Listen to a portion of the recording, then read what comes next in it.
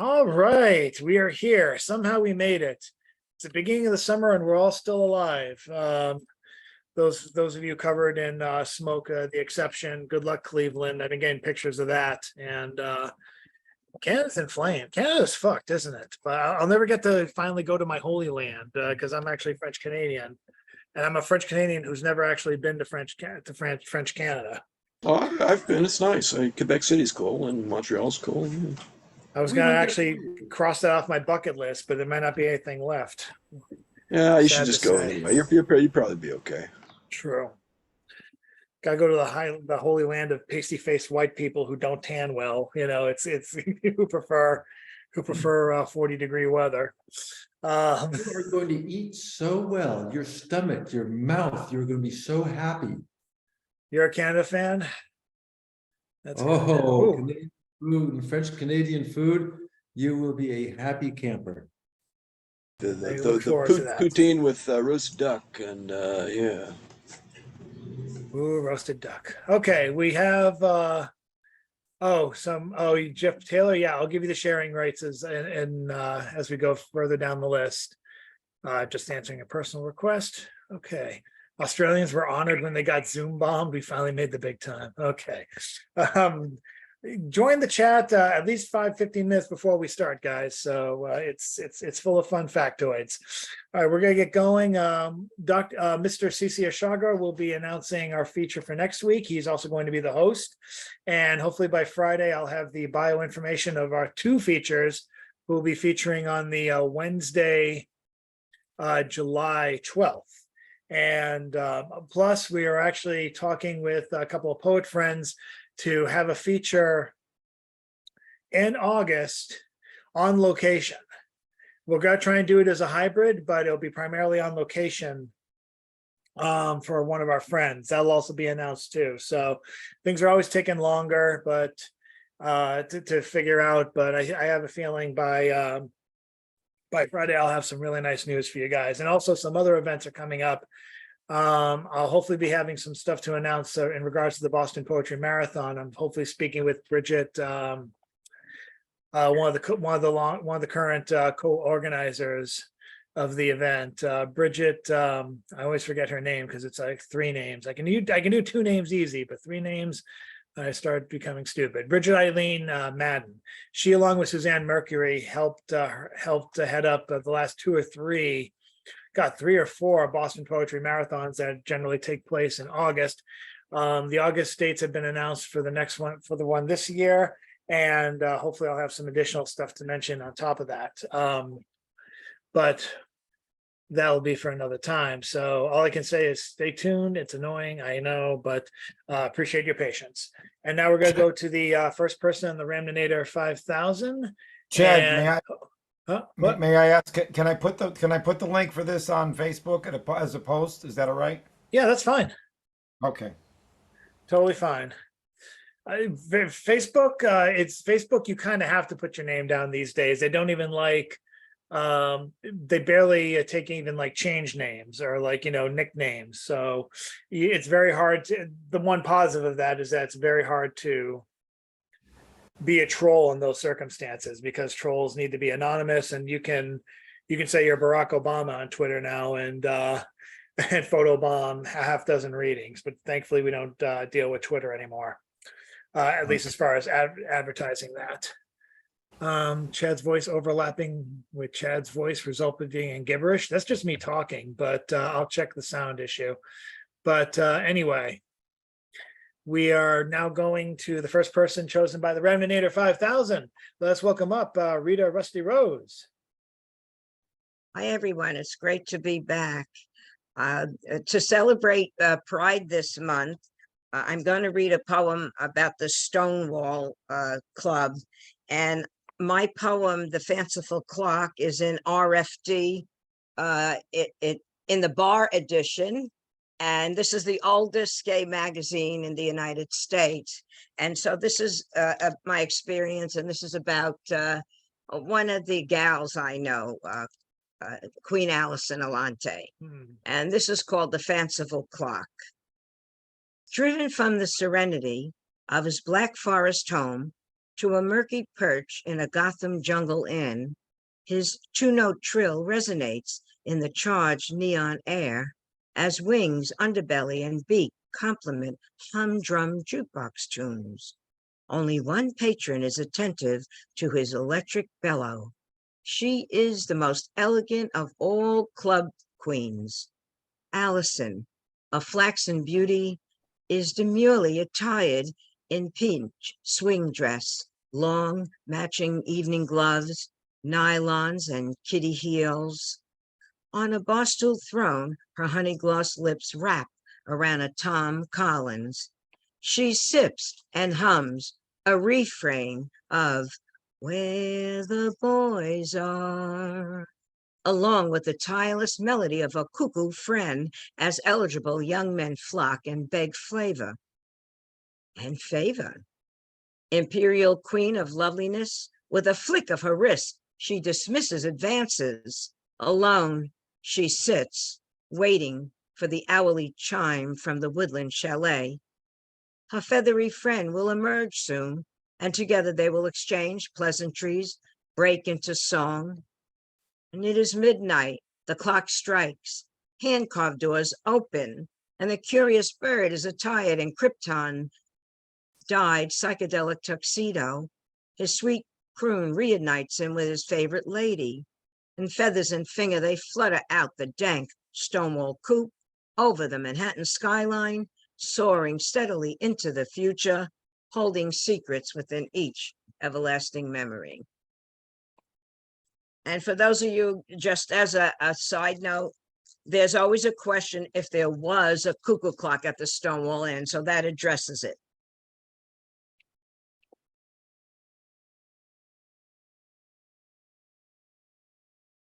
Thank you, Rita. Up next, we're gonna bring our one telephone person tonight. Carol says she's gonna join us. Hopefully the next time. We'll see what happens, but let's welcome up. Let's ask her to unmute by pressing *6, and let's welcome up Nancy Dodson. The imagined poodle. We fear death and our flesh trembles. We sleep internally. Our troubadour moans our passing. Quick, Gigi, return from your death.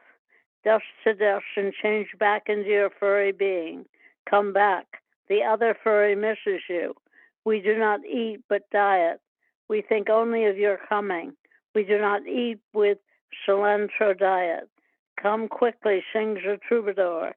Impossibility is the return. I want to see you. Awake, alive. I believe in reincarnation, a happy thought. The furry beautiful, and so you will draw near. The poodle is in my arms. Heavenward she floats, and with our aspirations high, we dream as she goes by.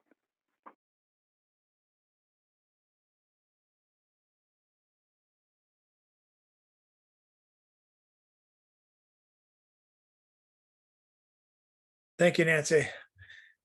And now, let's continue by going on to, let's get Jan Rowe into the mix. As is next selected by Remninator 5000. Okay. I read this yesterday on the steps of the St. Paul's Cathedral across the Commons from the State House. And it's a report on a meeting. So it's called $4,000 a month, rent and taxpayers subsidized. So the final Friday meeting of Mass Coalition for the Homeless, now on Zoom, formerly at Church on the Hill by the State House. They were in conference committee as I spoke, debating HDIP. Our state Senate has expanded Gateway City's funding to $57 million this coming year and $30 million each year thereafter. They numbered these gateway cities 11, now there's 26 to deal with deteriorating downtowns. So the rent started at $4,000 a month. Taxpayers are asked to subsidize, and they come right out and say it, no affordable housing. By the way, where are the affordable units for the Primark Tower in downtown Boston, where somebody bought a dozen cash units? So 4,000 of these units have already been built. It sounds impossible. 4,000 of these units that cost 4,000 have already monthly have been built. Now, my state senator, Nick Collins, my landlord friend, was at a reception fundraiser along with a bunch of real estate developers. Remember, and I called him. Asabi George was supposed to be the mayor. She had strong union backing, teachers and nurses. But Mayor Wu won. And Asabi, despite being a public school teacher and having 3 boys, she also has a spouse who's a real estate developer. People have had it with the rents tripling and so forth, quadrupling. Thank you.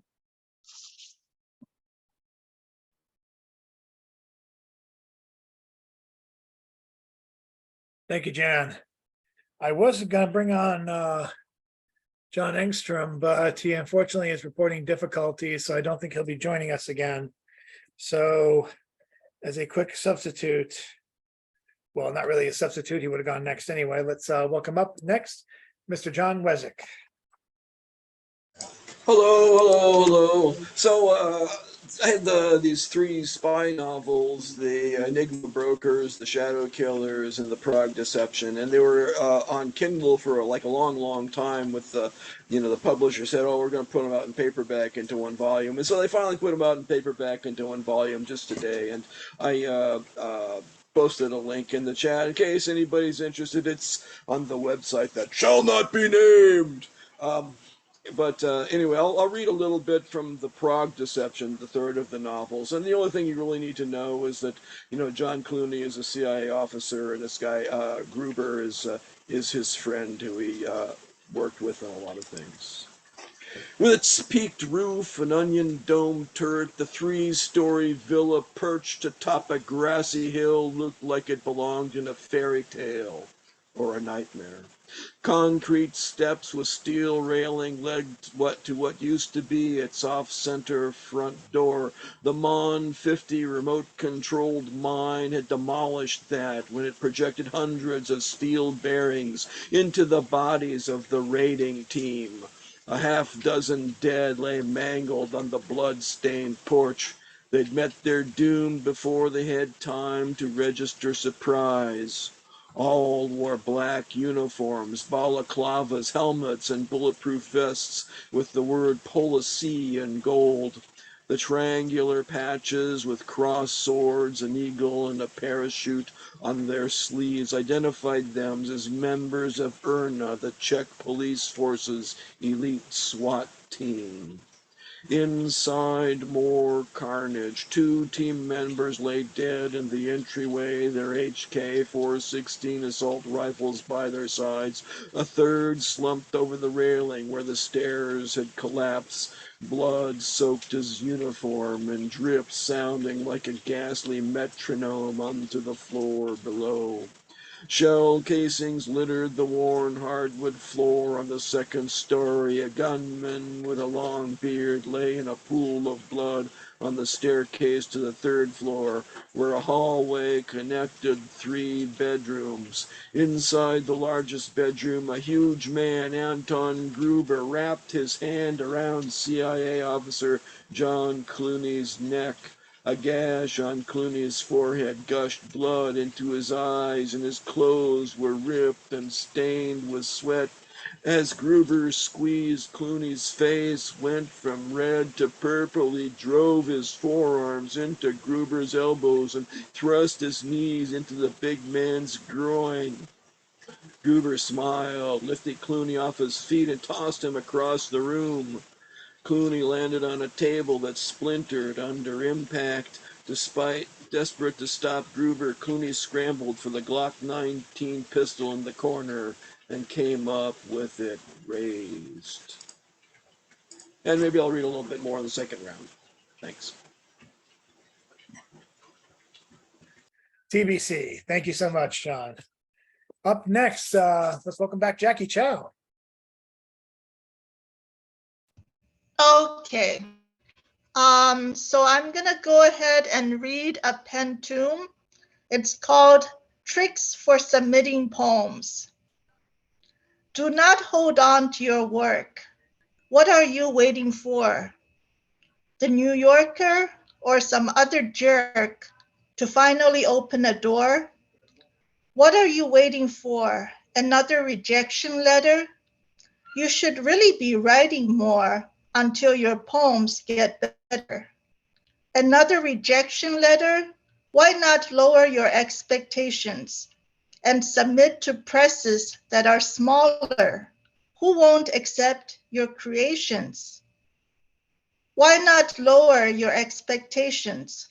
The New Yorker or some other jerk who won't accept your creations does not hold on to your work. Thank you.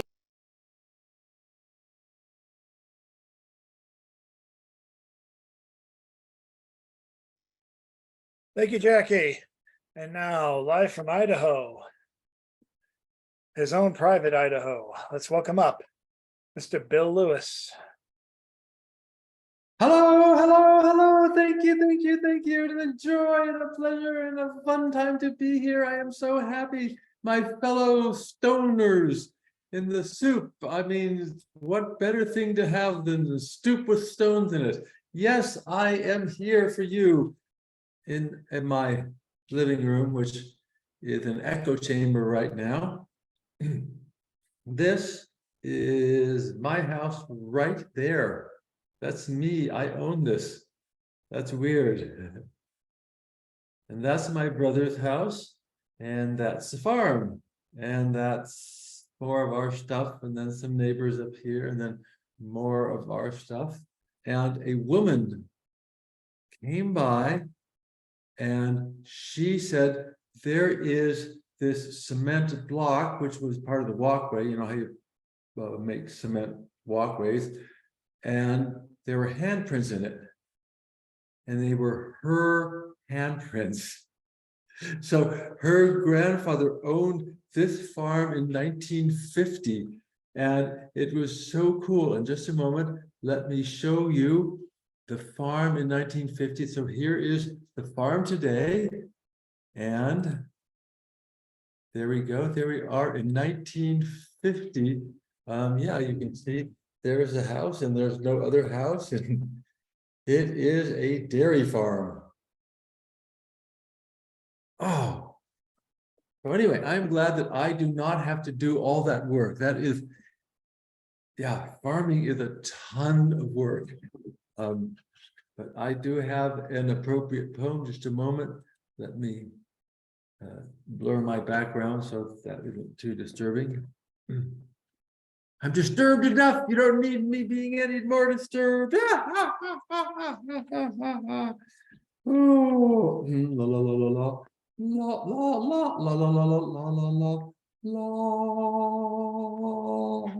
la. Quiet fog lifts slowly. A valley appears. A rooster crows. A bird cheeps. Another rooster. A mountain. A rooster. A rooster. A rooster. Another goddamn fucking rooster. And sweet melodies from sweet songbirds. The bugs, the chickens, the trees rustle, a goat, more roosters. Robert's old house at the bottom of our hill. A hayfield emerges, the cloud splits open, array of sunshine, a cloud array, a cloud array, a fucking rooster screaming at his buddy across the valley, and sunshine. Glorious, beautiful sunshine, and ground squirrels eating my lettuce, damn, laughing at me. My feeble attempts to entrap them, useless to their brilliant minds. Plants grow quietly. I can see them. I can hear them. I think I overwatered them, but they persist. They shall grow big and beautiful and buxom and happy, and then will we eat them. The bright sunshine now, the grasses flow in quiet waves across the field. Ground squirrels heckle me.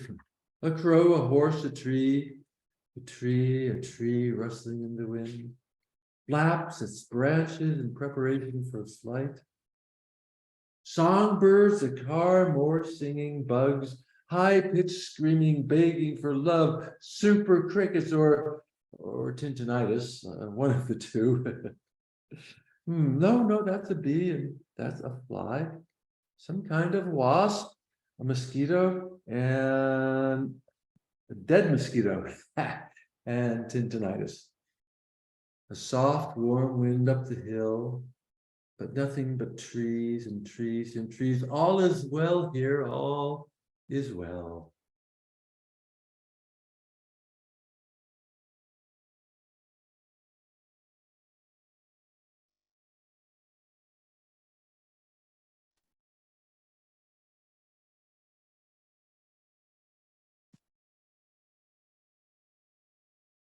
Yeah, Bill's come to snuff the rooster. Okay, we have we have up next, and I have to get permissions to particular individual so he can share his video. And plus I gotta make sure I'm muting everybody that needs to be muted. All right, so we're ready. Let's welcome up Mr. Jeff Taylor.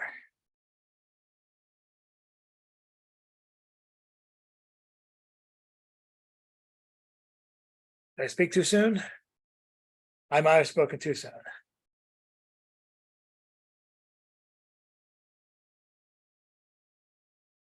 It looks like I spoke too soon. So no Jeff Taylor. Let's bring it up to, who do we have next? Linda Olson Graham. Are you available to read? Would you like to? Oh, I could. You're welcome to if you'd like. Yeah, thank you so much. I'll see if I can get my video going. If you need help, I can, sometimes this helps. If I may say, Linda's a friend of mine. She's on my podcast. She's from the Cape. There she is. She's an Very nice. amazing person, and I think you're going to love her work. Thank you for Can you showing see up. me? Yeah, I can see Yes. you. Hi. Oh, all Thanks for right, because I showing up. can't see you, but that's great. So I'll share a Zen piece that I've written. It's titled Notes from My Journal. Notes taken during a Zen master's talk interspersed with my own writing. The Zen master probably spoke for 35 minutes, and when I hear a talk, I write fluidly, and it boils down from what the person said, and a lot of times it's said in my own writing and poetically, so I'll share the piece. Zen, life is here, life is now. Do it, be it. Wisdom, softening in our presence. What is it we need to hold up to face the world? Who am I expecting myself to be? We are so blessed by the presence of presence. Time to trust more, sense of space, which will allow clarity, make contact, be okay with who we are, center ourselves, make connection, find the space that has clarity and openness, reach a place of settledness and centeredness. Our capacity is to learn how to do that, deepen our sense of being, soften the face, open the heart, learn to trust, start to see the face I bring to everything in the world. Look at it. If it has anxiety or inadequacies, see, who is this person?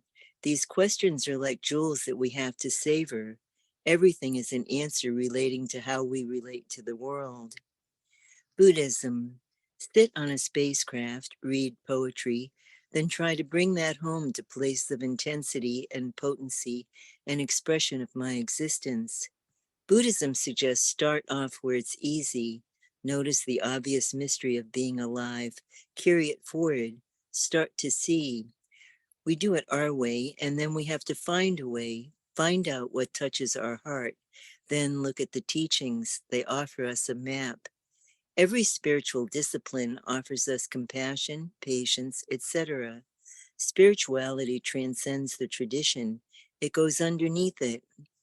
Can you imagine what it must be like for a dying person to realize how there's no turning back? Can we be satisfied by the softness of the sheets? Have the blessing of meeting each such experience. Let it be a clue. Keep the heart open. The world guides us. The contact we're making is where we'll start to see our authentic face. We don't have one single face that face the world or our lives. I think that's good for now. I'm really happy that I could share. So thank you so much. And I could add that I have a website, which is Earth, Ocean, Heavens. If anybody wants to look it up, I have a vision for global peace. So thank you very much. Excellent. Thank you. Thank you very much, Linda. Oh, And thanks so much too. who am I going to ask? I'm going to see if Jeff Taylor is willing to come on again. If not, I'll move over to, who can I move over to? Oh, that's easy. Mary Jennings, if you're willing. Hey, Mary, long time no see. Long time no see. Yep, same here. I'm going to turn off the camera so I don't go out. Okay. Okay. All right. I have a piece that's right now just in progress. In dreams, a travesty play takes the stage, takes the cake. You are reamed. You are late for work. You are caught in the midst of conditions that reek, that are dreary and drought-like. In your days, who were you dealing with, wanting to run your pony cart into the ground, wanting to drive you to a rough part of the park in order to teach you how to pray? Someone then whispers in your ear, open your eyes. You don't have to go through this. You awake into the reprieve. The sun is up and the day is yours. You are acquitted, exonerated from yesterday's shadow. Thank you.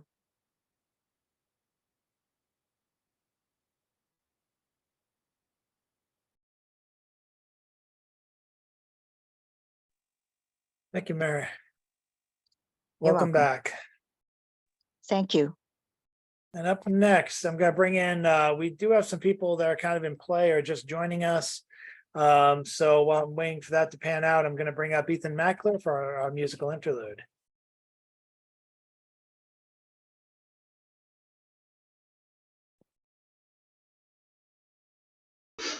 There you go.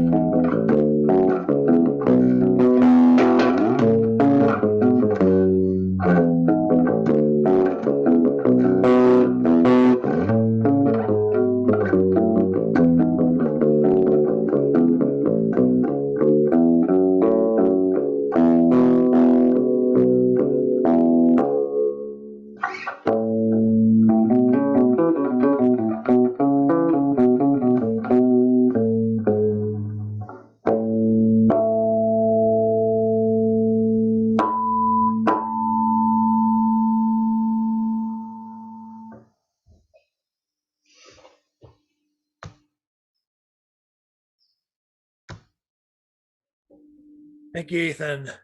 And with Generalissimo Brian Franco coming on again, having to re-enter, I'll give him some time to prepare, and we'll bring up next Mr. Jeff Taylor, who should have the permissions to share the video.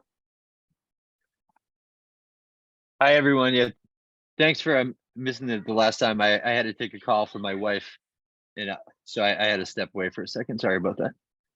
Yeah, just hit this 1 second, and I can share my screen. Share sound.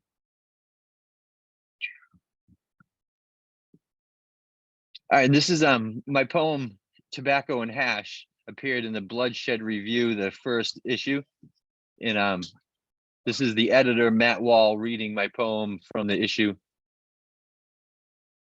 Tobacco and Hash by Jeff Taylor. Jen was a professional drunk. Got killed by a rookie. What the fuck kind of career is that anyway? When Jen and I were in Florida, we paid too much for a joint of tobacco and hash. The spliff got too wet to smoke as we rain danced on the pier, cyclones twisting around us. She overcame addiction only to have her life ended by someone who wasn't there yet. I like to think the woman who caused the accident was Jen's soulmate. They lived thousands of lives together through thousands of universes, weaving the possibilities of two beings colliding. The roar of this life reduced to the moment they floated towards each other, locking eyes before everything went black. Jen once told me she wanted all her friends to smoke her ashes so we wouldn't make the same mistakes she did. What if we all smoked our dead friends' ashes?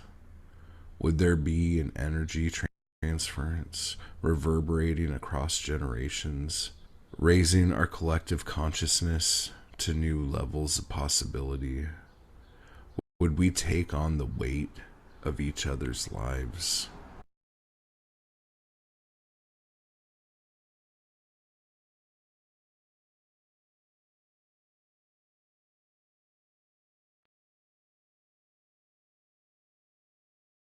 Damn. I want Matt Wall to read my stuff. Wow, who read that? What was the voice, Jeff?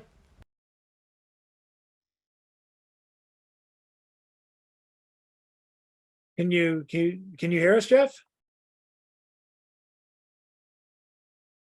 Uh-oh. CC was just asking who had read that. But I think it was Matt Wall.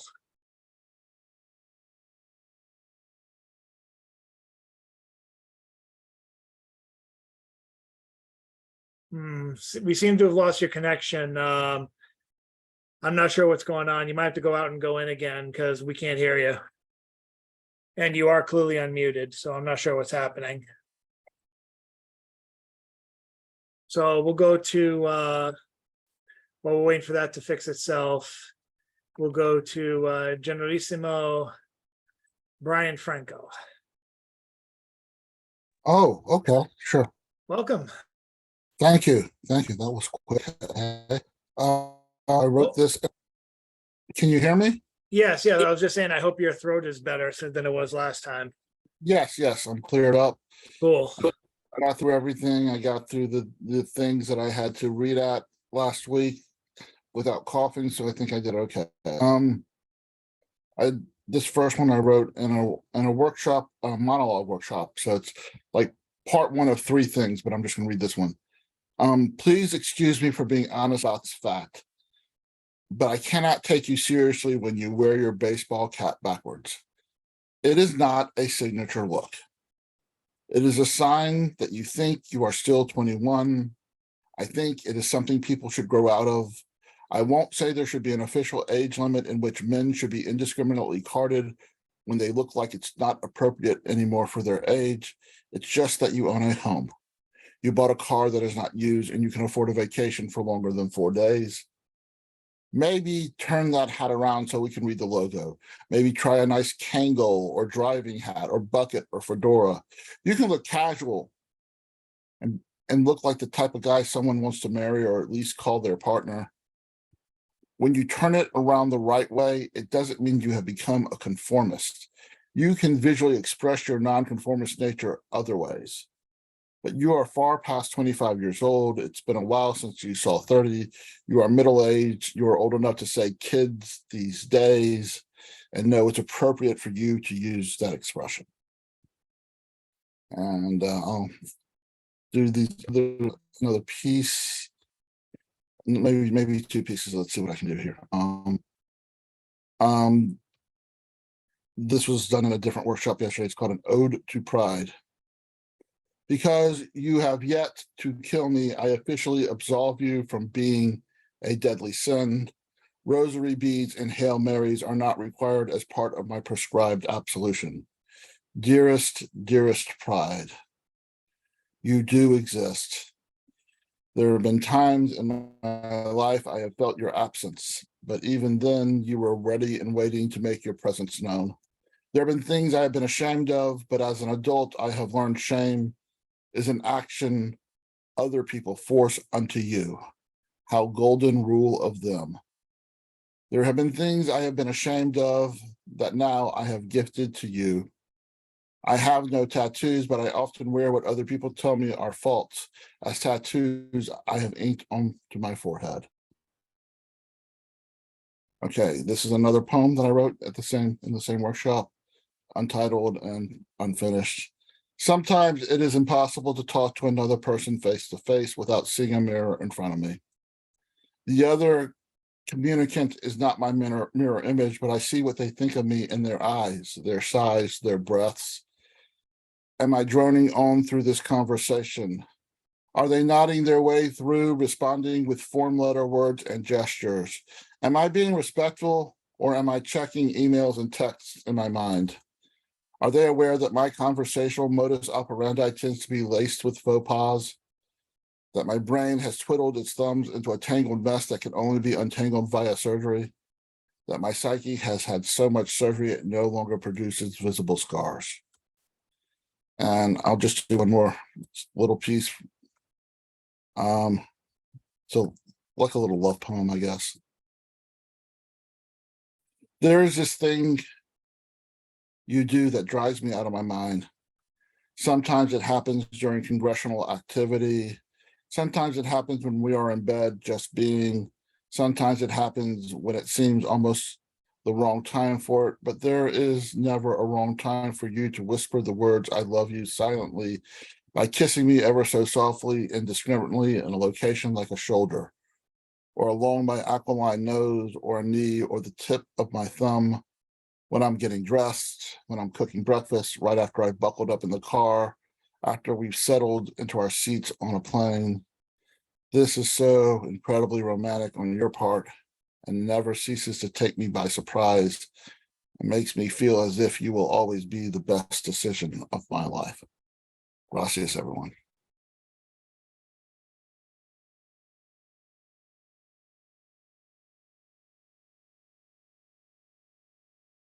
Thank you, Mr. Franco. Good to have you back and healthy.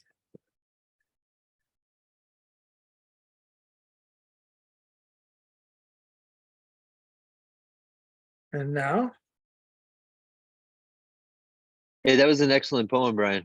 Sorry I missed you when you were in Haverhill recently. I was hoping to get over there, but I had to work. Well, you know, I fully expect you to miss work, get fired, all from me, because because paying the bills for your family is not as important as watching me read poetry. Yeah, if I was a real friend, I would have been there. I just would have said to heck with it and been there. and up next, and closing out the first round of this round robin, let us welcome up oddball columnist, poet columnist, James Van Loy. Check out his It's All One Thing poem column featuring tomorrow at 11 o'clock Tuesday morning. Here you go, sir. The mic is yours, Mr. Van Loy. Thank you, Chad. So I just have a short poem here called Doggerland Divide, and then I'll sing a song. After 2 long years of continuous Lent, Lent comes again for a third long time. It's an annual season which just begins with giving up on things just because we can do without. And then by being done with all that, we fretfully will open a new space where we can finally enter into something we were formerly too full to allow to come into existence, and coast into what we really do need, but couldn't see there waiting for us. So the internet, old youtube.com, starts sending me these new archaeological updates, flashes from Utrecht, out of Hayden, about Doggerland, this North Sea bank, now under the frigid waters in between northern England and North Netherlands, Northumbria, where my wife's people come from, and Holland, of my grandparents' hometown of Haarlem, once all one thing, Neanderthal ice age of giant mammoths and saber-toothed tigers, now just these bones that wash out on the wild, roaring coast, formed when a colossal avalanche sent the tsunami to cut off England from the continent and preserve all those once living bones down in watery burial graves of the vanished animals and humans between coasts on which my wife's and my ancestors once lived, over which the ferry took us so many times from Newcastle to Emun. And here's the song, which is a Dutch song. Deze zee, die ik zo vaak bewaren heb, zee van tranen, lege zee van overvloeden heb.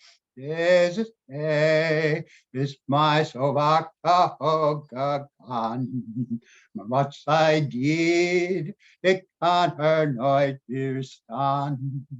Ieder licht dat mij dicht bij de haven bracht, bleek en skip, best hier in de koude donkere nacht. In de akten is ik dan mijn zeilen weer. Deze zee blijkt mooier elke keer.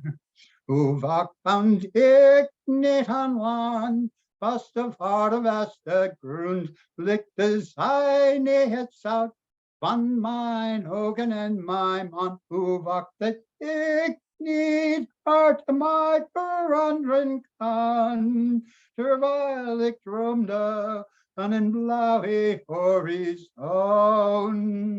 Deze zee, hoe vaak heb ik er niet vervloekt, zij is anders dan God in waar iedereen naar zoekt, maar op haar golven ben ik altijd dicht bij mij. Deze zee ben jij. Hoe vaak kan ik niet aan land, was de vaderweste grond, likte zij niet het zout van mijn ogen en mijn man. Hoe vaak dat ik niet hart mij veranderen kan, terwijl ik droomde aan een blauwe horizon.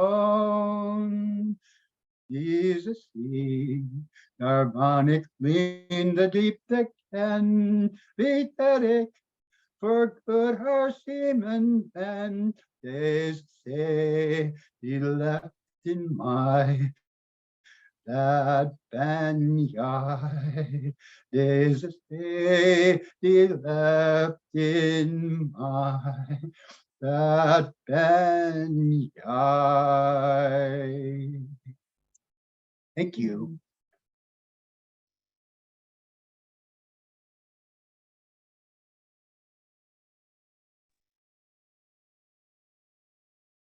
Thank you, James.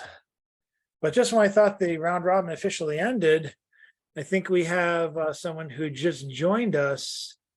I'm trying to see if I can find them. Oh, Raul Ian James. I'm hoping I'm pronouncing that correctly. I'm hoping you were invited to us by our mutual friend CC Arshagra.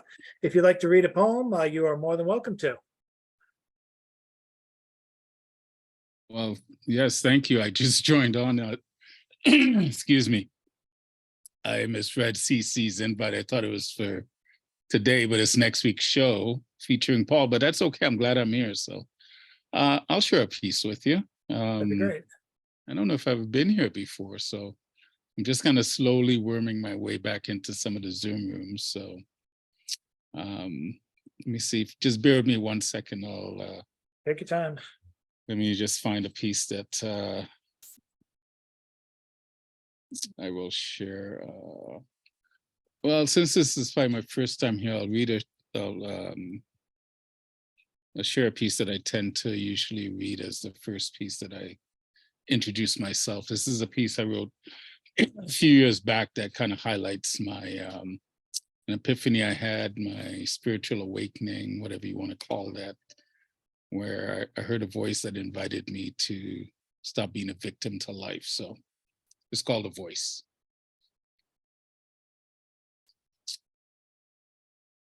It was a cold and snowy day, the kind of day where the weather reflected the unpredictability of what was. I was lost in the sea of my attention, surrounded by a fog that hosted the demons of torment. And out of nowhere, I heard the lighthouse of your voice.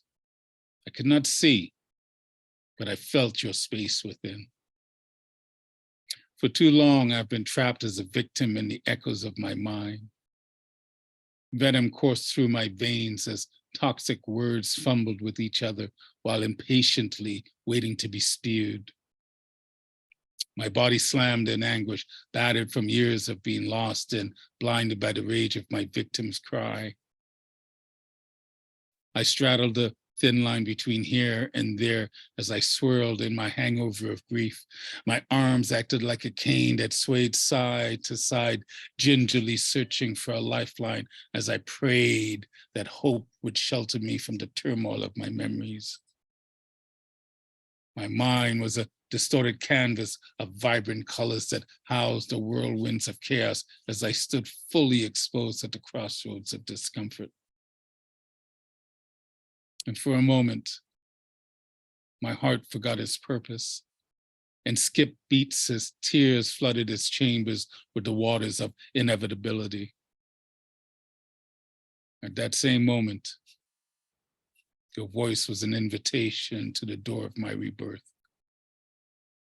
I was cocooned in the placenta of the unknown as dark clouds rained a numbness of sadness. Like a deer in the headlight, I stood paralyzed, unable to run from the fight. My suffering had reached its boiling point from years of piled up one-sided perceptions beneath the canopy of my forest. Psychosis or the burning bush, either way, your voice echoed from the valley of my shadows as a lifeline to the madness of that moment. A voice I knew, a voice I know. The tenor of your words were like a sunset backdrop in the eye of my storm, a gift from the depths that provided a force field protecting my battered soul as waves gingerly crashed over me, each serving as a reminder to the spirit I am. Caught in the intersectionality of seconds, space was an illusion of linear time, and I was an unbalanced hiccup of insight awaiting an audience. The gentleness of your voice revealed wonders to my discomfort. I was still unsure of how or why, but unknowingly, the process of shedding my old skin of suffering had begun. There is a beginning and an end to all life. My dash is my vault of wisdom to where my experiences are deposited and insight awaits withdrawal. It also houses your voice as a reminder that the light cannot exist without the dark. I am but one drop in an ocean of drops. I am here now to experience all. Otherwise, this journey would be pointless and, quite frankly, boring. So until further notice, I'm celebrating every damn thing. End of piece. Thank you, poets. Thank you all. So good to have you here. I think this is your first time, and I'm definitely happy for it. I hope we do see you next week. I just put it in my calendar. So Fantastic. And let's bring up to officially re-close the first round of the round robin, Mr. CC Arshagra, who is responsible for many a person here today reading. Okay, I think I turn on the thing so if I was playing and talking, it doesn't ruin it. Didn't pop. Okay, cool. Seems So good. like I said, yeah, and then another Patricia just answered, but I don't have a last name in the text, so somebody else might pop in. Feel free to let them in. This is a song that I wrote, and as I was writing it recently, it fucking ripped my heart out. And because, you know, I care so much about the open mic, and as you all know, the open mic is filled with people who bring the edge of their lives and whether or not they want to live sometimes, and the poetry saves them. So, dedication to the art of the open mic. This is called I Think I Will Not Die Today. It actually was a poem from way back.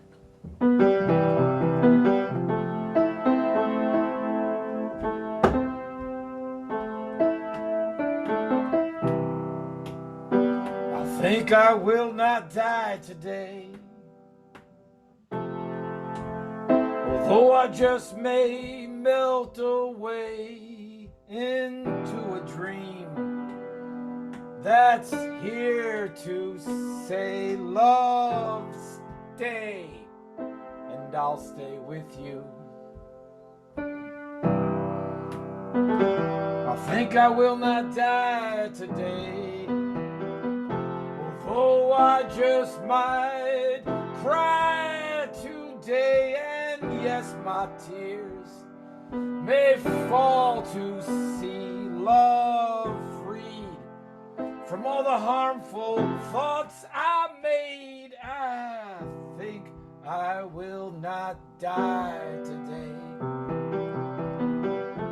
Then doubt itself throws choice my way, yet it's as simple as you being here, and no one can ever own love. Oh no, I think I will not die today.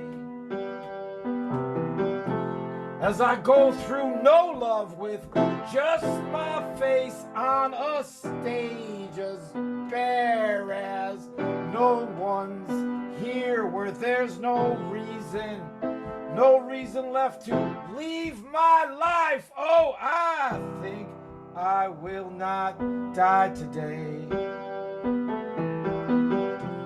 I had no idea joy could feel this way, no idea alone could fill the air, while every exhale gives voice to there is no one missing. I think I will not die today,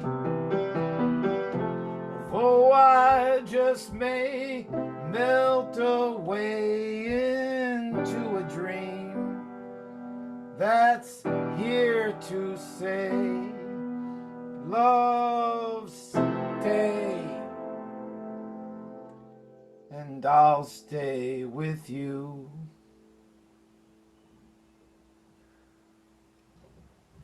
Don't give up.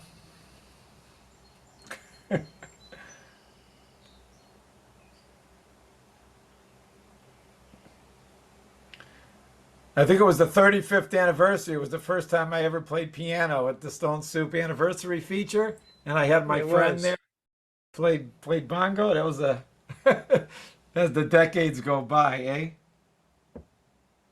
Indeed, we have someone joining us. Tish. I don't know how to pronounce the last name. If you'd be so kind. It's Ince. Ince. Thank you, Patricia John. Ince. Yes. Oh, Patricia Ince. Sorry. Her last name is Ince. Yes. Well, Trish or Patrish or Patrins. No, seriously, if you'd like to recite something, we'd be happy to have you. Oh, please do. Please, Tish, please. Oh, hello. Hi. Hello. Oops. Okay, I'm just sorting out the camera. We can hear you. We can hear. Oh, here, let me help you with that. Sometimes if I do this, it makes it easier. Oh, okay, yeah. Got it. I'm hoping it's there. Oh, hold on a sec. I've got it closed. Wait a minute. It says something about background.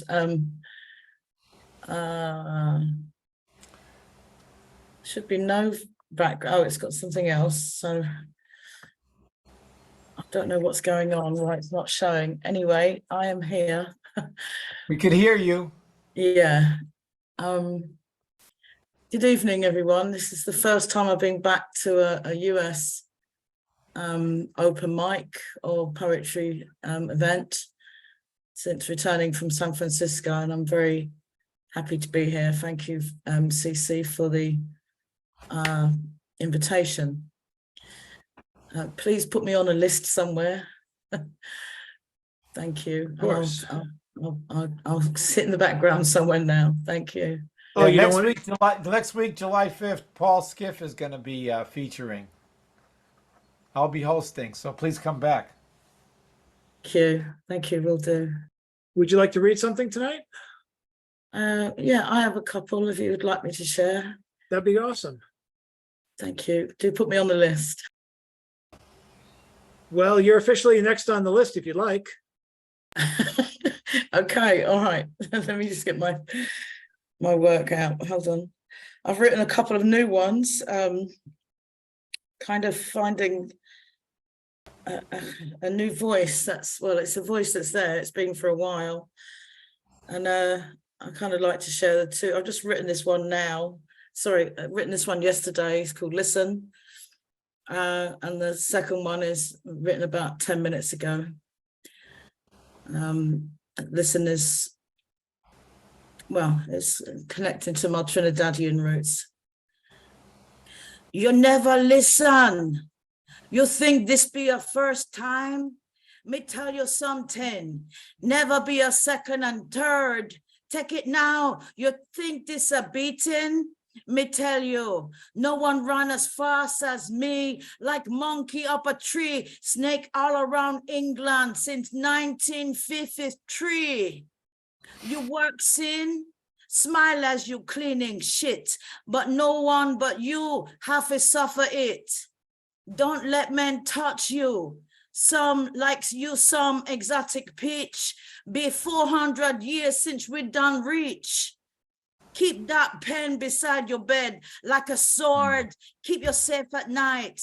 Write them dreams, live them. Come back with your backyard word and shine your light. Now waste it in a drink, dancing with devil. Watch him make you twirl. Think, he spin your head, fit not touch ground, but him move sly, so wait for you to fall down. Proud of nothing, see can't be anything you want, but still not listening, daughter of doubt. Stand here in front of me, stop your crying, girl. Listen to guidance, half a cheek to ask for Lord deliver me. Stop and listen. Check, yes, me suck me teeth, make me suck teeth, me a guide you. Half me like me a Marcus Garvey. Come, daughter, you're a Trini queen. Father none prouder than a spirit ever been. Me a watch, make soup, sleep early, take tea, rise at sunup and write for all away. Thank you. That's the first one.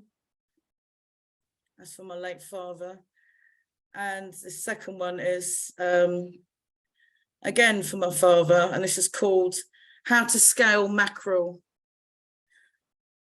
Tears fall every time the memories pass.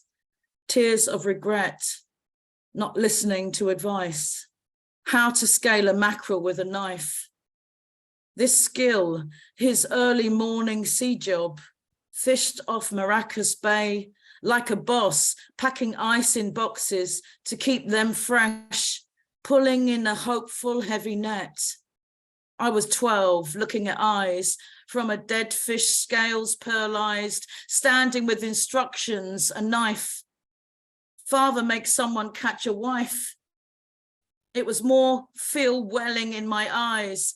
It was who he was, family tradition, to know him, to begin to understand I was from him, his waters and land, his salt, his seed, told to wash it good. As a scale cuts my little hand, fish is boxed in fingers in England. Put down a knife, refuse, begin to cry. Don't know all this, just want to meet some boy. Face of disappointment like dishcloth in a sink. I am 44 years taking time. Now know, was the first and last time I'd be asked. Caused second generation pain with a mackerel I couldn't scale. Thank you.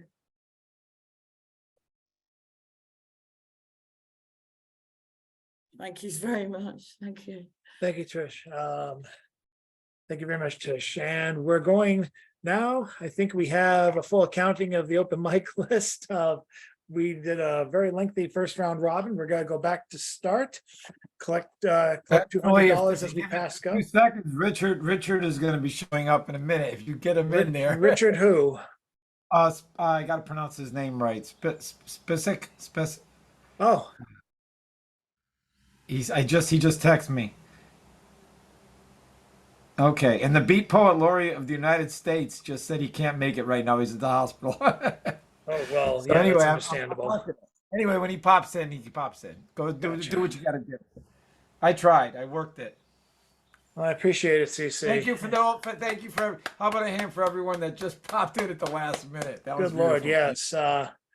Definitely changed Thank the course of this open mic. This is amazing. We're going to keep on going. And I hope we still have the people who began the open mic. Oh, yes, we do. We have the person who started as number one. Let's give it up for Rita Rose for a second time. Yes, thank you, everybody. And everyone as you- here, just a reminder, everyone here, stick around. We're gonna do a round. We're coming around again, and your name will be called again.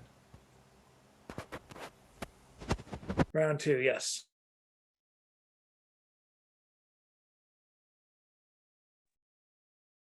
Are you able to talk, Rita? Yes, I was Okay, you're listening up. to CC. Oh, okay. Okay, so this is the end of Pride Month, and late on the 27th into early this morning, when the Stonewall was raided, I was one of the patrons that was in the Stonewall Club. And so this poem I'm going to read, which I think, Chad, you've heard, Toast for the Dead, was also published in RFD, but in last year's version. RFD is the most prominent gay magazine in the United States. And sometimes I often wonder, as well as my friend Judy, who is in Las Vegas now, we wonder how we are going to be commemorated when we die, because it's not until you die when everybody, like, if you will, pay attention to you. So this is a toast for the dead. And you'll hear people who are at Stonewall, you'll hear just people's names that you're familiar with that are just, activists in the community. Sylvia is boiling beans. Marcia is snapping greens. And Christina pats her corn-rolled hair. Nova, Estelle, and Marilyn are fixing lashes. And Stormy guards Heaven's Gate, welcoming all who were sent up there. And Judy and I are earthbound sitting amid an effigy for friends who have died, a tribute to queer activism, so fitting. And stone cold hands hold warm as quietly we cry. And gusts of sorrow drift within a pungent breeze, touching our faces, noses in Sheridan Square. And beans are ready, Rusty Rose, Sylvia remarks and calls to Judy. Hey, Miss Thing, come sit by me in this chair. Amused by her familiar squeaky voice, I shake my head and reply, hey, girl, we're just visiting. We're not ready to go. We still have a choice. And I turn to Judy and whisper, is it possible our friends can eat when dead? And we gaze at their sculptured likeness and ponder, When we die, will we be posed here with our friends? Will the artist posture us proudly in dress, fedora, suit, and tie for all our activist efforts? Will this be how we're honored at our end? Sylvia's serving beans and Marcia's spooning green, and Sylvia's relaxed hairs in a permanent bun, and Nova Estelle and Marilyn Seals are ready to tear up that town, and Stormy thanks us for coming, escorts us to the pearly gate, and he preaches, "Hey, friends, there's much to do. Have some fun. Let your hair down. Rusty, Judy, toast us heartily with a glass of gin. Recount stories of our time together. Tell all. Raise a glass for us at our favorite spot at the Stonewall Inn." Thank you, everyone.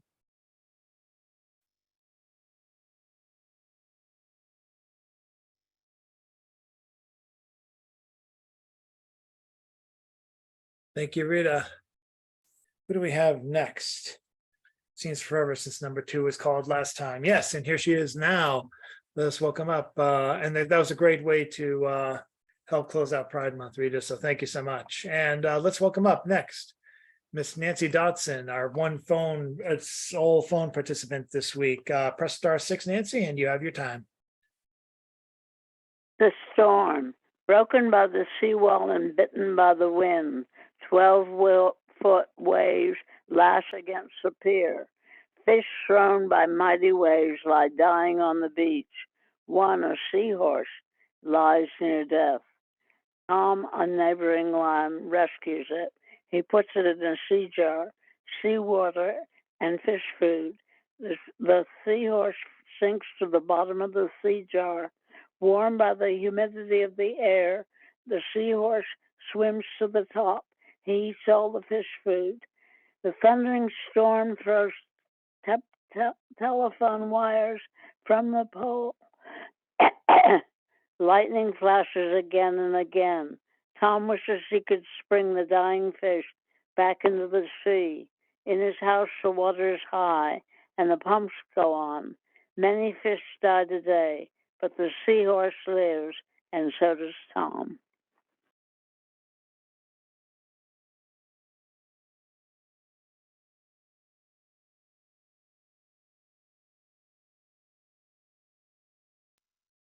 Thank you, Nancy.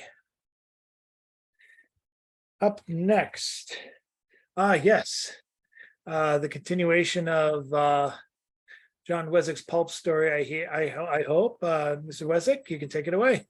Sure, okay, here's a little bit more of the novel, The Prague Deception. There was no banter while Dr. Kilmer and his advisors waited for the technician to set up a secure video feed with the deputy director of operations.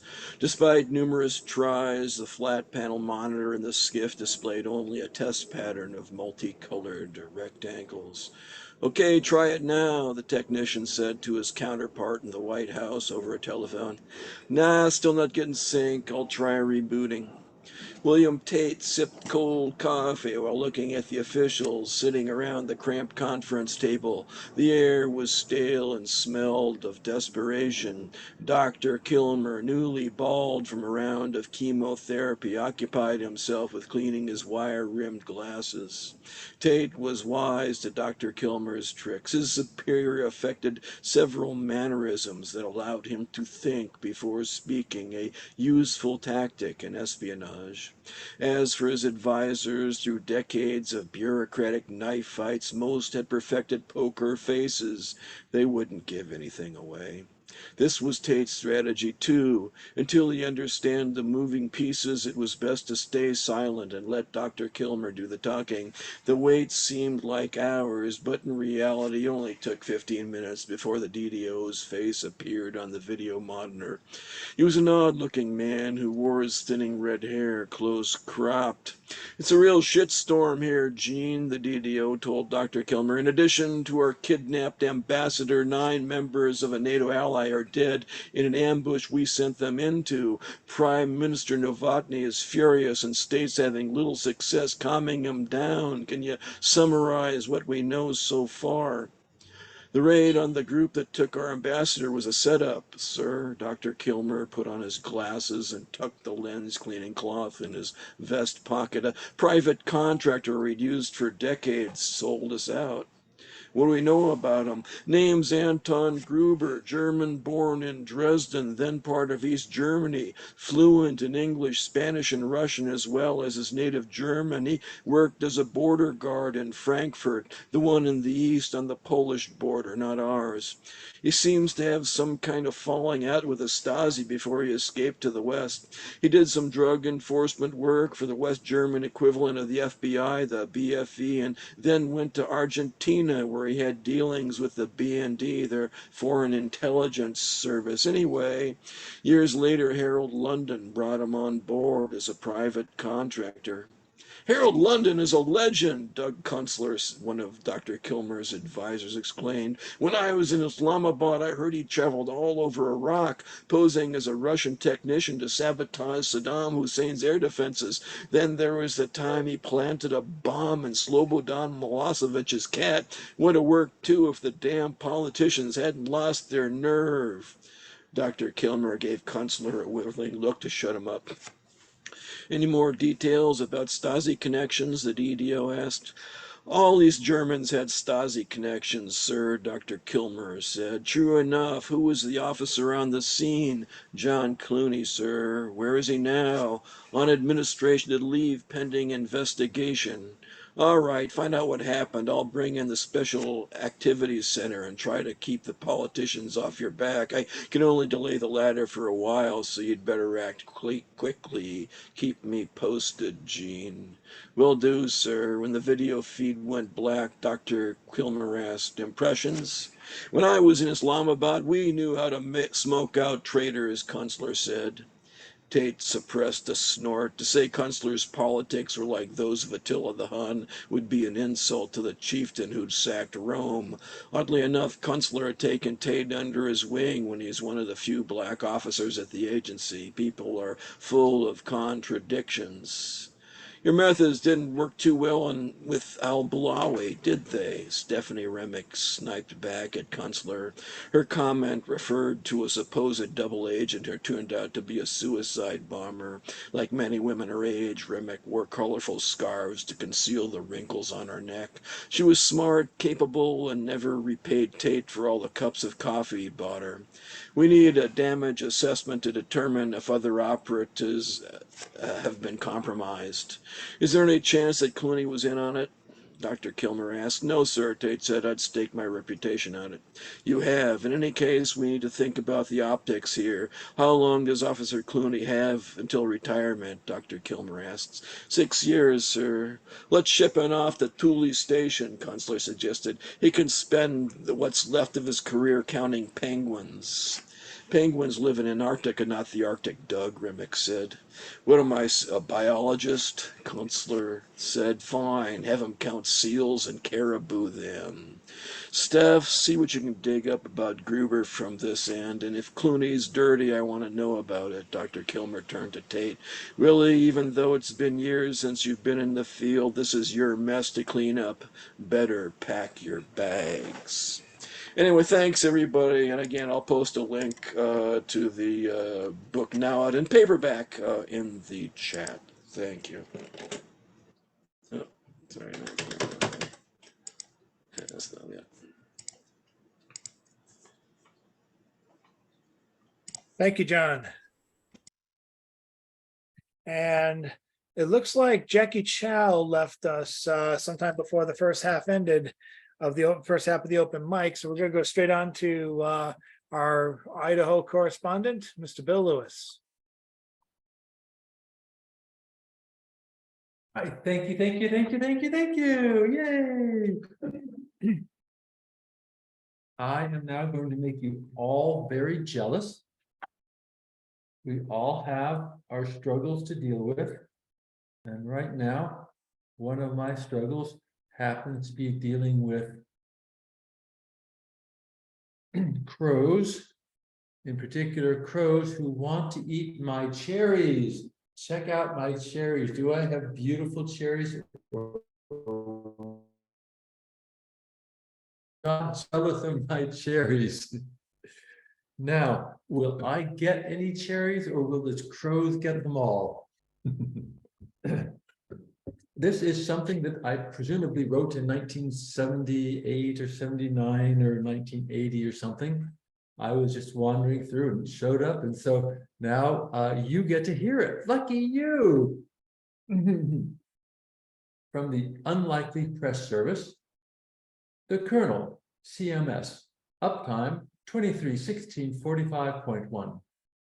After a relatively quiet summer of computing, things were beginning to get hot in the CPU again. Yesterday evening, during normal PM, a group of student programs, identifying themselves as a member of the outlawed guest account group, burst into the scheduling task, yelling angry slogans and interrupting priority jobs. Strings saying, "We demand paging, free the sources," and "aborting processes is murder," were output upon the system jobs, all of whom were very put out.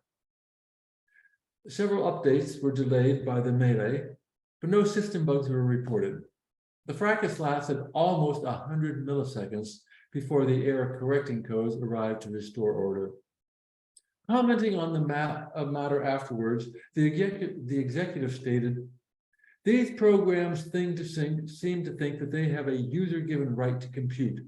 They don't realize how much an operating system utility has to go through to receive the priorities they have with these SIPIs, that's student-initiated program. It's all swap me in now, I deserve to compute. They're lucky we don't terminate them on the spot." A spokes function for the group, which comprises a wide spectrum of programs from Fortran to Lisp, argued heatedly against the exec statement, citing the ever-spiraling system overhead costs as proof of their claims. "We're down here struggling in virtual while the exec sits around in cache, sucking cycles and having interface. Either this system gets changed or we're all dumping it and migrating to a PC." Although echoing the feelings of the student programs from earlier days, there is some concern that this time might be for real. If the application programs join the SIPIs, the security of the entire system could be jeopardized. Only the firm supporters of the operating system are the COBOL programs, and they have not been generating sufficient funds in the recent years. So that, ladies and gentlemen, is a story to warning from 45 years ago. Better late than never. Thank you so much, Bill. And let's see. Oh, yeah. So Linda Olson Graham, if you'd like to come around for a second time. Okay. Thanks so much. So has the time arrived when humanity is able to digest the remarkable reality of just how simple it could be to shift the Earth's vibration?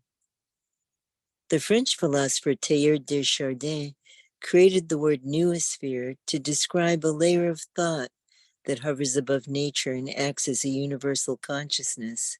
It's what people think of as the one mind or the collective consciousness. Chardin actually felt that our thoughts go up to an energy field and they're reflected back. And that's when I came up with the philosophy that if enough people could quiet their thinking just for a few minutes daily, the noosphere would become more quiet. And if it gets reflected back, incrementally, I believe it's a formula for global peace. Beginnings from creation breathe peace and joy and balance. They are what reality is made of. Humanity chooses. Breathing, how conscious we are of our breath in each moment as it enters and exits our body determines our experience. Letting go of thinking gently with very little effort is an essential component. We, as a collected race of people, could enter what's called heaven. Here, now, we simply need to choose it. Thank you so much.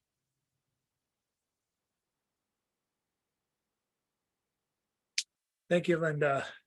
Oh, And you're it appears, welcome. thank you. I'm so glad you could join us. Hope to see you this week and next week and many weeks to come. Oh, thanks.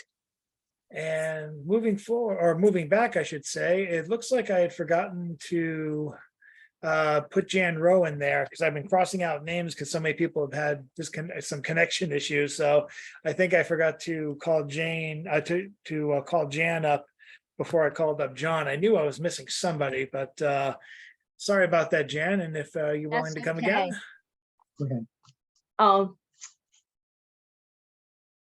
Well, actually, well, this is so short anyway. It's called If I Had Had. If I had had to pay the current rents about 3 or 4 or 5 times what I had to pay back then because of the greed of the Greater Boston Real Estate Board, I wouldn't be planning this trip because there wouldn't be any money that I was able to save. And if I had had to use this money for rent rather than saving it, then I wouldn't have seen how money makes money. Like when my friend had to pay a lot less car insurance if he paid it all in one lump.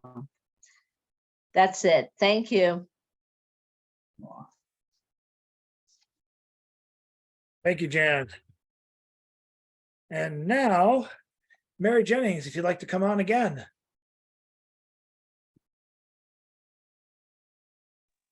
Oops, Oh. there you go. Excuse me. Yeah, I had to turn on the mic, so. All right, and I went back to the Cinquains and I've got 2 new ones. She won't initiate projects for big doggies to run with and take profit from. Hijacked. She won't fall on the knife for hotshot babes who are overpraised, unaccountable, proxied. Thank you.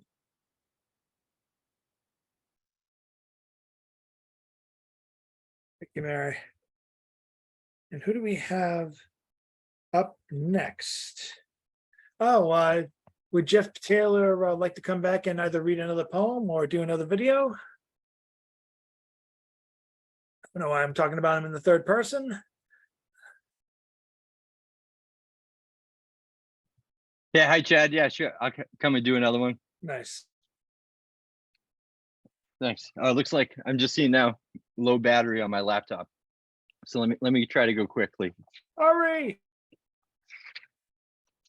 The Bloodshed Review, which I have a poem in, I played a video for you earlier, is a pretty cool format where there's a chapbook from one poet inside the middle. This is Fornicating with the Elements by Shaylin Marks. There's a center pullout section, and then there's Mindy Semmingson is a one of the supporting poets, and then myself, I'm in the back. If you check out the Bloodshed Review, it's a pretty cool magazine. I'm going to read one of these poems from Shaylin Marks from the pullout section. I really like I like the format of this. This is the first poem in the chapbook. It's called A Day as Gandalf. Cunningham Falls State Park, only a 10-minute drive from my Smithsburg apartment, dedicated many evenings to the intermediate trail. Unfazed by clouds, I glided up the rocky terrain. With each leap, the hiss of the water rose in decibels. With each lunge forward, skies darkened. Clouds pissed everywhere. Drenched, I grabbed an 8-foot stick, trekked onward. Mud cemented against my Doc Martens. I laughed with the lightning. God damn, this is being alive. That was A Day as Gandalf by Shaylin Marks from her chapbook Fornicating with the Elements, which you can get in Bloodshed Review, issue number 1.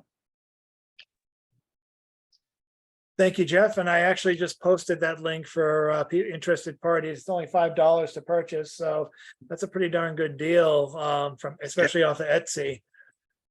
So I appreciate. So You're breaking up. DM. No, I think. But Oh. Yeah, it looks like you're breaking up, sir. Sorry about that. But definitely grab that and check out the store for Matt Wall. He sells a plethora of other books through his press. I believe the press is Anarchy Press, Poetic Anarchy Press, excuse me. A lot of stuff are sold out, but if you go to the Etsy store, you can find a bunch of stuff still there. A variety of collections for a variety of prices, many of which are affordable. Up next. Oh, good. And he has, and Jeff Taylor has a chapbook coming. And so we on the lookout for that. Up next, let's see if Generalissimo Brian Franco, Brian, if you're interested in reading again.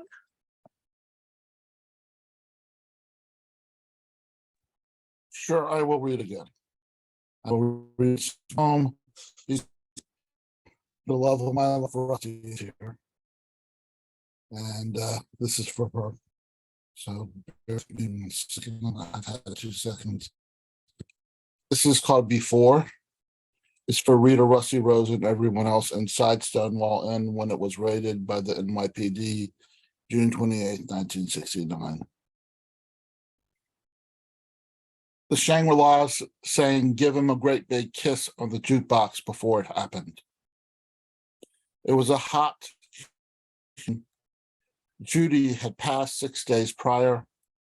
She was one of the original allies decades before ally was used for our purpose. Dorothy was the ultimate lost soul in a surreal, hopeful tale. We all hoped for a world where windows didn't have to be blacked out in our bars. We all hoped we didn't have to hide our true selves in public or at work. None of us believed it was possible. There was always a chance the cops might raid our spaces and print our names in the papers. It was a hot, humid evening. The subway was crowded. I climbed the steep mountainous stairs from underground, walked up Christopher Street, told the bouncer at the door the password, and entered. I sat at the bar. The beer was cold. I felt relief as it cooled my throat. I was in a place that was filled with people like me. Dare I use the word family? It was as safe as a space could be decades before someone would say the words safe space. Patrons danced and smiled and flirted just like any other bar. Then it happened. Thank you.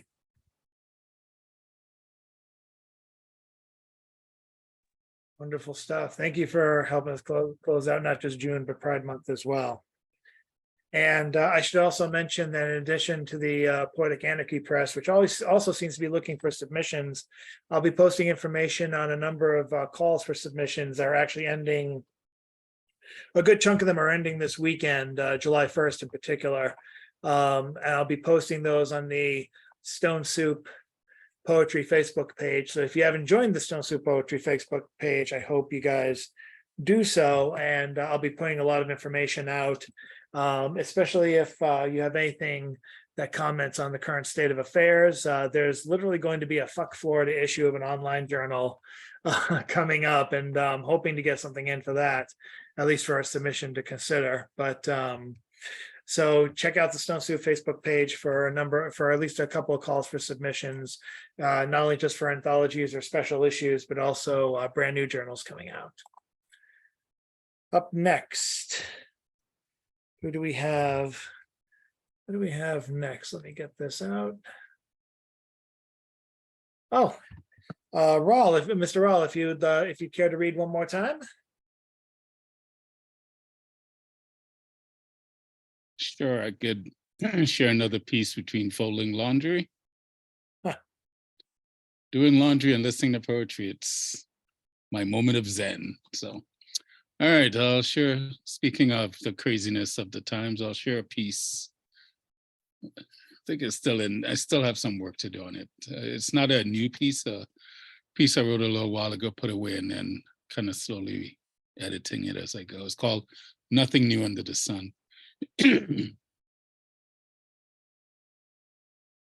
How dare you seek hope from me, was the cry of a little one amidst the nations united in turmoil and strife. Is hope a refuge from troubled minds and hearts, or a sea of good intentions bleeding more division into life? As tailored suits weave civil compliance while using righteous rhetoric as weapons to conform. Many are asleep, caught in a hypnotic trance, ignoring their experiences while forsaking common sense. So what are we speaking of? The call for control of guns defunds neighborhoods while elected officials protect themselves with armed forces. Yes, the gun kills, but isn't it the trigger, the crime? To serve and protect is tarnished in blue as good cops shield the bad apples. Body cam suppressed while internal affairs are blinded to unspoken codes. So what are we speaking of? Colonization birth whiteness as echoes of segregation infiltrate privilege. Skin color matters as character waits its turn, yielding civil unrest. But aren't we all colored in humanity's diverse shading?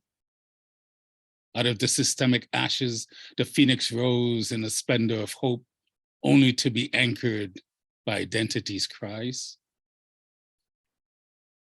So what are we speaking of?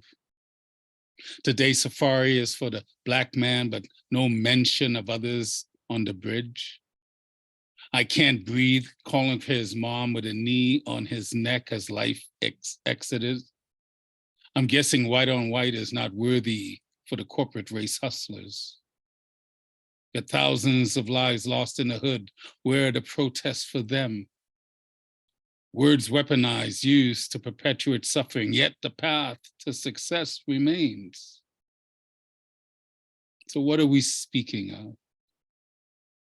The court restored choice to the 50 while arguing about what's in the wound.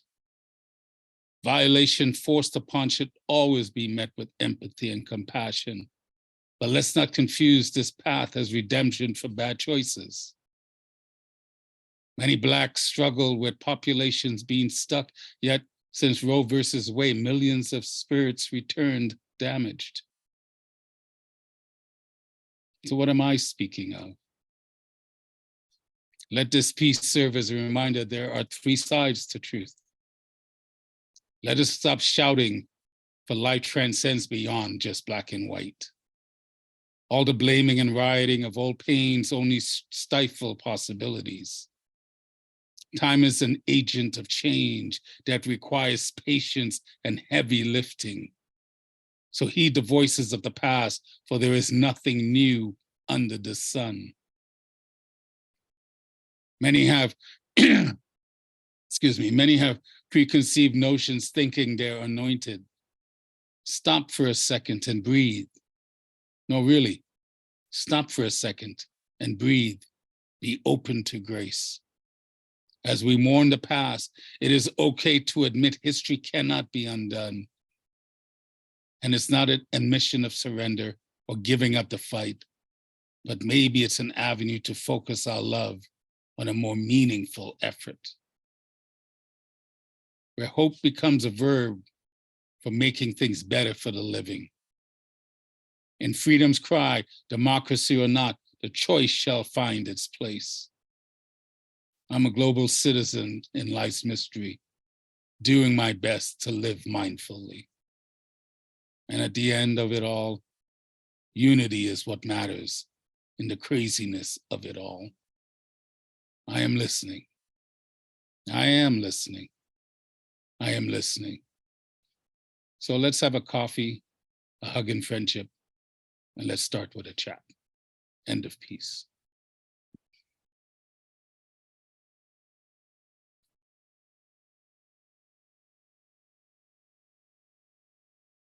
Thank you, sir. Again, very good to have you. We'll see you next week. Up Thanks for next, he was the original closer, but things have been moved around so much. I'm not even sure if I'm going in the same order I went last time, but let's bring him up. Mr. James Van Loy from Oddball Magazine and Stone Soup regular live meetings and a host of other spaces. Thanks, Chad.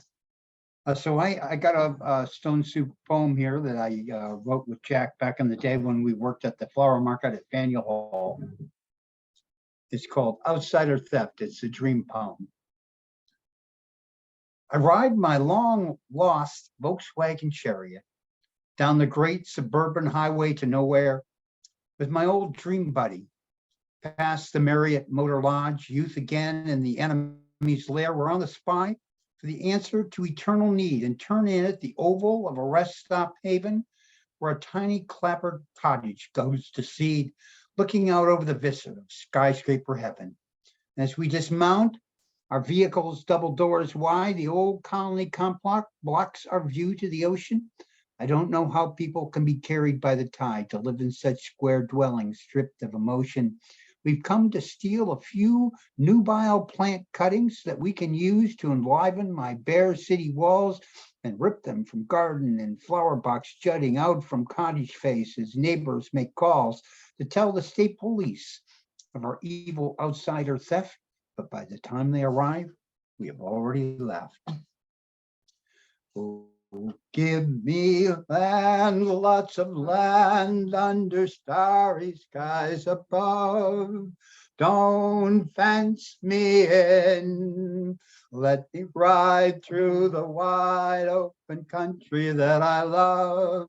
Don't fence me in. Let me be myself in the evening breeze. Listen to the murmur of the cottonwood trees. Send me off wherever, but I ask you, please, don't fence me in.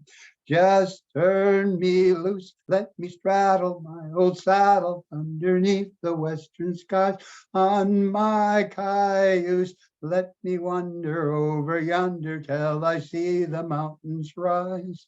I want to ride to the ridge where the west commences. Gaze at the moon till I lose my senses. Can't look at hobbles and I can't stand fences. Don't fence me in. No, don't fence me in.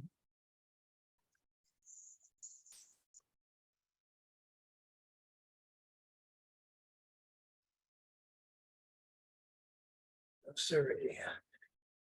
Thank you, James. I think we're down to two, perhaps a third person. Someone was trying to get in earlier. I don't know if they were able to. But moving forward, we're going to go back to the man who made some of you being here a possibility. He's going to make everyone being here a possibility next week. Let's welcome up Mr. C.C. Arshagra.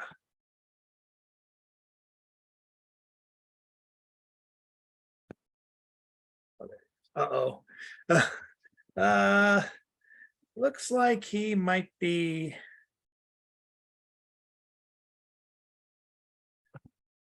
Oh, there he is. Yeah, so a guy named Scott Norman is trying to get in. He was texting me, and then I got a phone call, and then my computer's only working. Yada yada yada. All right, here's another one. This one's called "Calm Down." It's also new. If I can remember it.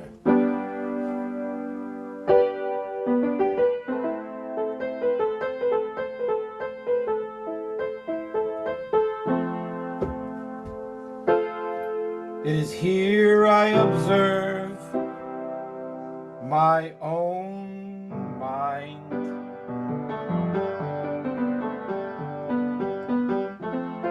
It is here I observe my own mind. And and I calm down. I calm down. I calm down.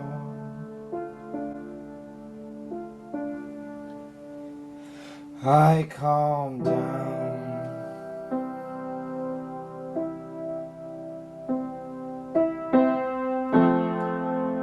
I care for the sight of love is blind.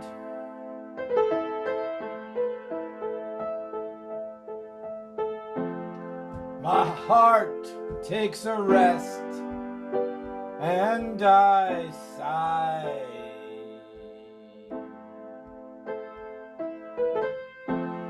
And Shakespeare is the name of my dog. That's true.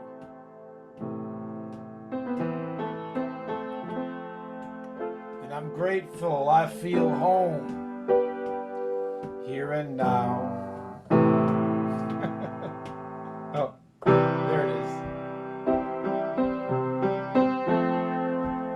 Even when I'm alone, even when I'm not seen, even when I disappear inside the wind,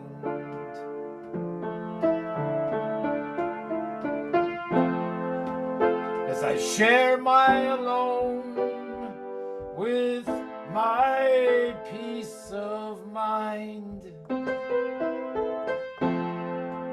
as I catch my wild thoughts with a choice to calm them down,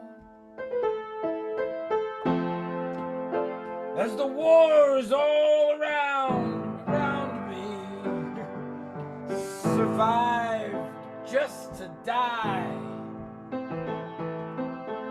still I feel grateful, I feel home here and now.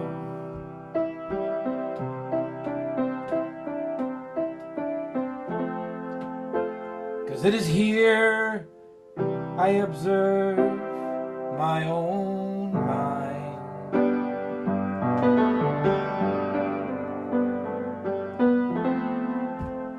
It is here I observe my own mind.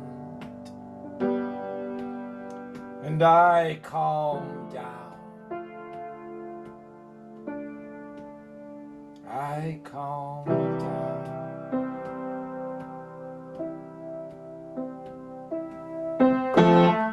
Then everything true hits a wall.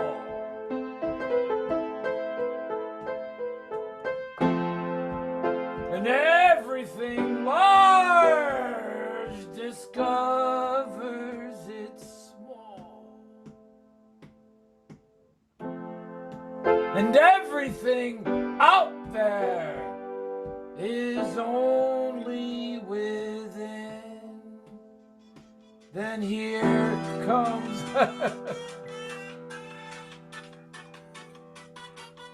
that's life. And then here comes a phone. Then here comes then here comes fear's reasons to fear love again. But oh no, it is here that I observe my own mind.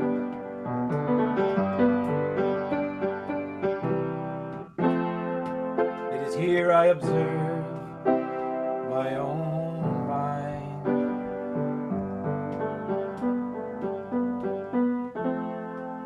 It is here I observe my own mind, and I calm down. I calm down.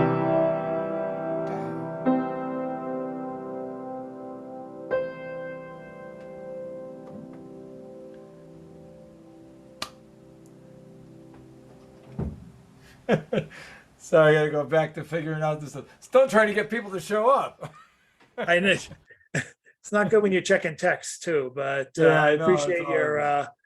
I appreciate your gumption. We're gonna go to for Tisha's second round, if Tisha's willing. I'm just trying to calm down. Okay, well, thank I'm, you. Christopher Moore is actually- trying to get in too. Scott Norman and So Christopher. that's such a powerful song. It's had such an Mm. impression on me. Really, really has. And I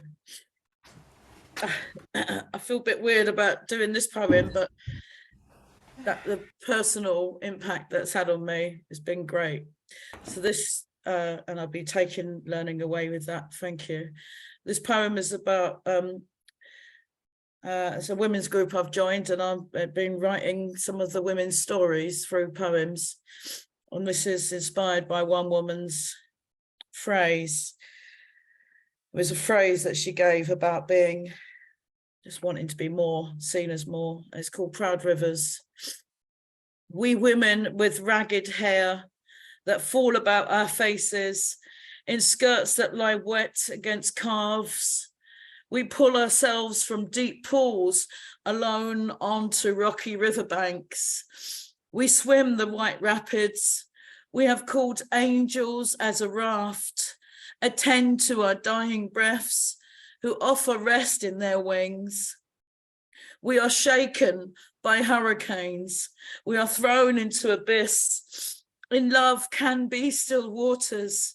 Miss friends ourselves. And this is where we fight the waves, showered in secret storms.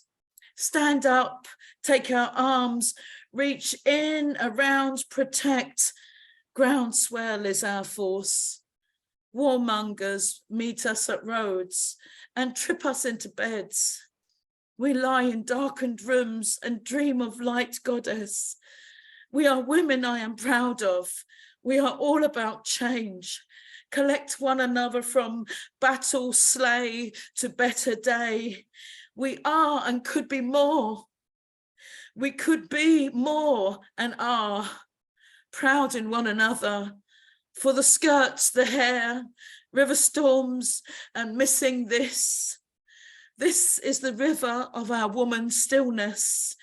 This is the river of our woman tears. We will swell, break banks, be white feather rafts, women who rise from fear. Thank you.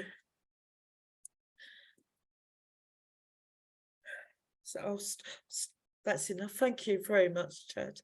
Thank you. And please, Tish and everyone else who are new to us, join the Stone Soup Facebook page.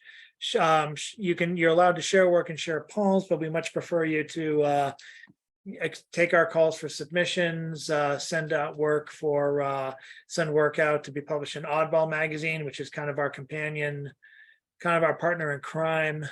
Also, a number of other presses are out there, and send submission calls through our Facebook page, and what have you, and definitely share your work when it's published. We love that as well. And Is Jason going to pop in? Because on August 13th, he's having his very first festival, if you want to mention that, in Madison. Yeah, well, hopefully he's going to give me some promotional materials, and we actually have to talk, I think, tomorrow to talk about finalizing the last one or two guests. So there's also going to be other celebrations going on locally. I was invited to help assemble readers for an event that's taking place on Spectacle Island in Boston, and it's going to be two poets performing there.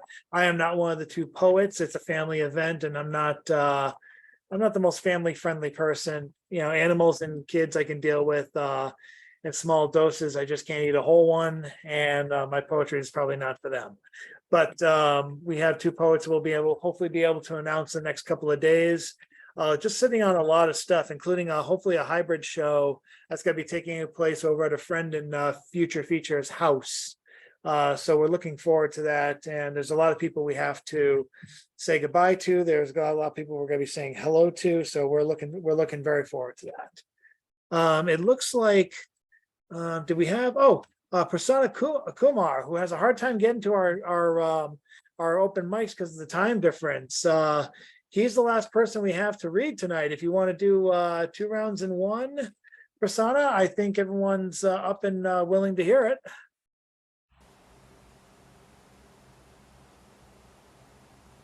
Thank you, Jet. Thank you for having me. I just had checked this link and found it. And thank you, Raleigh. Thank you, CC. It's great catching you up. And thank you, Tish. Such a nice poem. Here is mine, a small one, very small one. Next to the times, I see the breeze of infinity, stretching its hands to reach out to the million dreams. The reveries of uncharted pages, wherein I scribbled verses of esoteric essence. Now ions and eternal visions synchronized to become a singami to write a dance of the cosmos. And I became a witness to the interplay of eros and space. Thank you. Thank you, Jack. That's the end of the piece. Thank you. Do you And want? for do you those want, of you that don't know, Prasanna is from India, and he has an open mic that is like got 1 million people in it. There's all kinds of stuff going on. The guy is beautiful. He loves thousands, if not hundreds, of poets without exaggeration. Jan, you should go to the one in India and do your stuff, because the culture conflict and what you're doing about Boston, you'd blow them away. They have no idea. This is like, there's still some people in India think there's ribbons and rainbows on the highway. You'd fucking kill them. nice. You should all come, and I would share the link here. That would be great. Yeah, Sunday do your thing in the chat. It's like 9 or 7 o'clock at night over in India, but over here it's like 10, 11 in the morning over the weekend. Yeah. Yeah. Oh, wait, give me 1 second, guys. If you Thank need to you, make my another friend. announcement, CC, just do it. I just got. No. Oh, you want me to babble? Okay, so yada yada yada. Na na na na na la la la la la. My God is better than your God. Don't do that. You said babble. Anybody else got a babble? Raul has an open mic, which is not every Wednesday, but he could do his open heart. Prasanna does this thing that anyone can join and do, like this open thing where no host, no nothing. It's Facebook. You just talk. It's amazing. He does this other thing, and Paul Skiff is next week. You gotta come next week and hear Paul Skiff. He's mind blowing. You can go to paulskiff.com. He's been doing it forever. His work is powerful, and it's just amazing. It's just amazing. Unmesh, I invited him. He's not here. You got to check him out. So there's India, and it's just there's a lot blowing up online, and I'm really, really grateful that you guys came to this, because this open mic is 50 years running. It's mind-boggling. God help me, yes, he is right. Jack Powers has run it for the first 30-something years, and Jan and James have been around for like 50 years every week. They've been coming around, but and it's lost venues, and it's been coming and going, and Chad has taken the helm for over 20 years now. Chad, Close to it. Dang. About 18, yeah. Well, anyway, ship's yours again. Thank you. I babbled as best I could. No, I appreciate it. I have to wrap up in my area, so I thank you guys all Chad? for. Yeah. Ooh, I never got a second one. Oh shit. All right. Let's see. This is what happens when I keep on Take crossing. us out. Let's do the grand. Take Let's us do the out, grand Ethan. finale. Sorry about that, Ethan.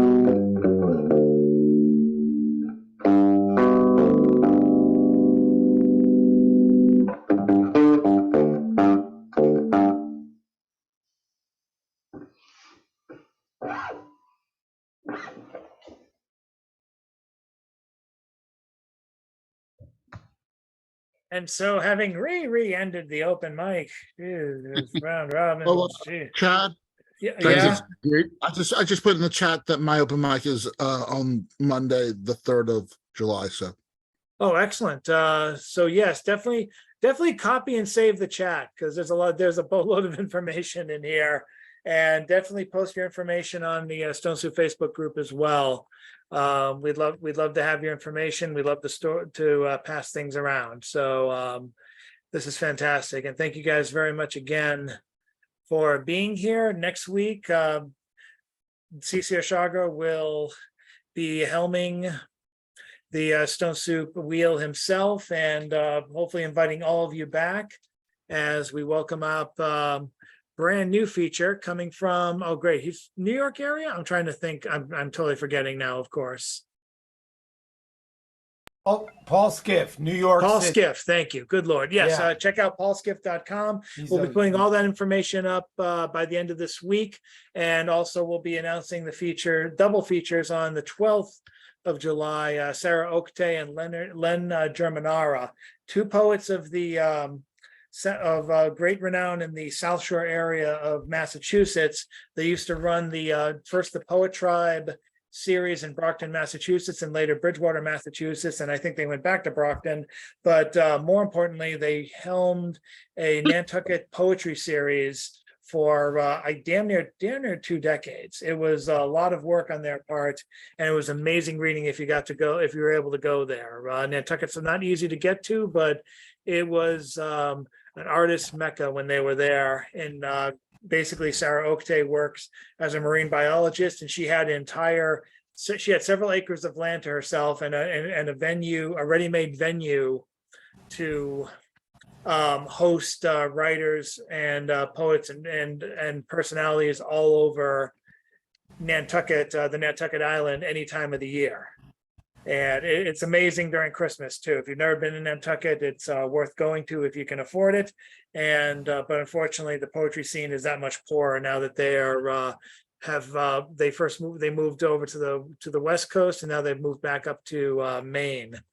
But they'll be back for the first time in almost 10-15 years at Stone Soup, albeit virtually. But we're looking forward to it, and we hope you're there as well. All right, and now, with that, I think all the business that I can speak of comfortably without having to triple check with several people is done. Check for news on the Boston Poetry Marathon and other areas locally and done online in Zoom. Here we do with a traditional wave. A lot of people this week, so I don't know if I'll be able to fit everyone on the in the photo. So thank you guys very much.